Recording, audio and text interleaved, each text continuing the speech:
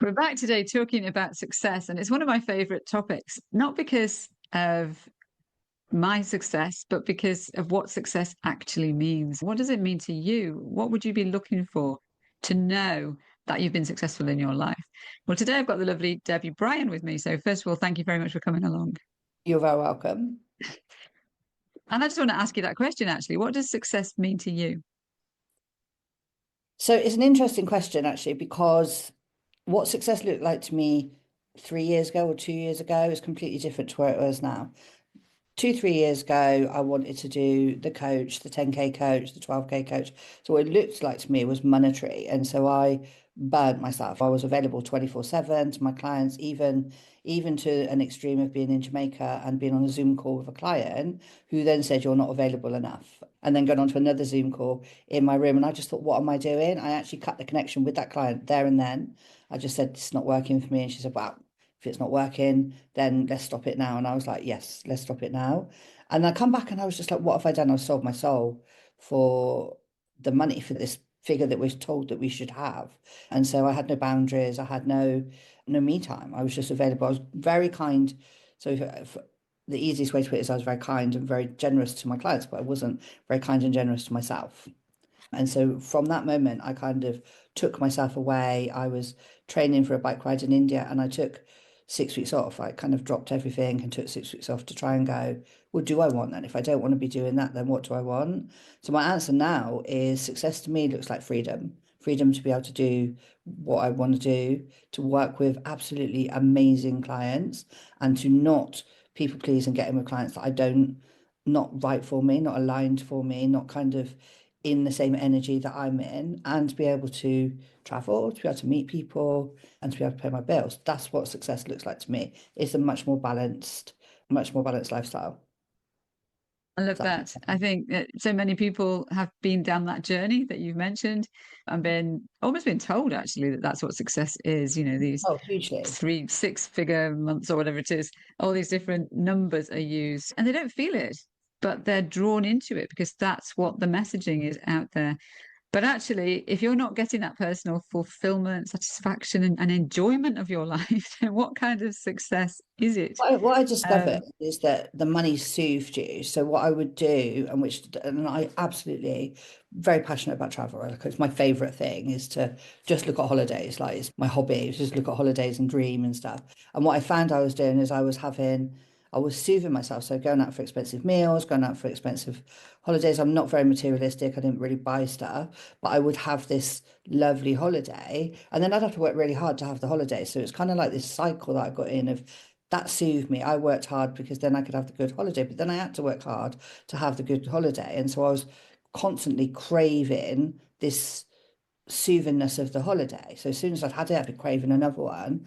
And it was just the money stuff didn't really work. The day I went, oh my God, I've done the 10K, I put it on Facebook. My family and friends didn't talk to me. Someone asked me if it was fake. And I was already going, well, next month needs to be 12. And the month after that needs to be 15, because there's a saying for entrepreneurs is that the top of the mountain is the bottom of the next one. So you get to the top of the mountain, you see a higher peak, and you're like, okay, let's go. And we keep pushing the boundaries. We're like, let's get to X, and then let's get to Y, and then let's get to Z. And then, do you know what? Let's just start all over again, because we never ever get to this destination of where we think success sits, because you're forever just looking, and there's always going to be somebody who's more successful or perceived to be more successful than you. Let's not talk about turnover and profits, what the reality of business is all about. But there's always going to be somebody who's perceived to be more successful and having what you're doing. So if you can't sit inside yourself and be successful, you're always going to be chasing your tail. Absolutely. Absolutely. So what about your clients? What kind of success do you bring for your clients? So I had a bit of a change. So obviously I went from coaching business development and, being very behind the scenes, supporting people, supporting business owners, tried to work out what I wanted to do after that. And then I did a bike ride around India. I used that as part of my talk for my TEDx. And I decided that's what I wanted, was to be more of a speaker and help people to kind of understand that even basically that no doesn't mean no. It just means find another way. And so I did the TEDx, and then from there, I've kind of helped people to get their messaging right. So I find it is, we said earlier, that sometimes people find it very difficult to voice what they do, who they help, and how they can help a person. So even if you wanted to work with somebody, they to get that clarity in their minds of being able to very quickly say, I'm the right person for you, or I'm absolutely the wrong person for you. So you don't have clients that work with you that aren't aligned with what you're doing and everything. I'm a big fan of like being the honey and not being the busy bee. So it's about attracting people to you that authentically want to work in the energy that you're in, that you can help, that you've got some sort of relationship and alignment with. If you're not authentic and your own honey and telling people exactly what you do, then you're going to get the wrong people attracted to you. And I'm very happy to walk into a networking and speak to 10 people and understand that probably only 2 of those are for me. And that the other 8 are definitely not for me. And I just like to discover that really quickly. And so that's one of the things I help people to do. I help people to apply for TEDx's so they can get more confident and to be a much more confident speaker, whether it's on a podcast or whether it's just visibility, really, because no one loves a best kept secret and no one pays a best kept secret because they don't know what you do. Yes, yes. So visibility, Mm. probably visibility is the biggest word. Brilliant. Okay, that's lovely. So how can people find you? So they can search Debbie Bryan Coach and they'll find my website or debbiebryan.com. They can book a call with me on debbiebryan.com if they're interested in getting the clarity, getting more visibility, becoming a speaker. Then they can find me on Instagram, Facebook, LinkedIn, TikTok, and on the normal website. Perfect. Everywhere. Brilliant. Well, we'll be sharing Debbie's links. So if you're sitting there thinking, do you know what?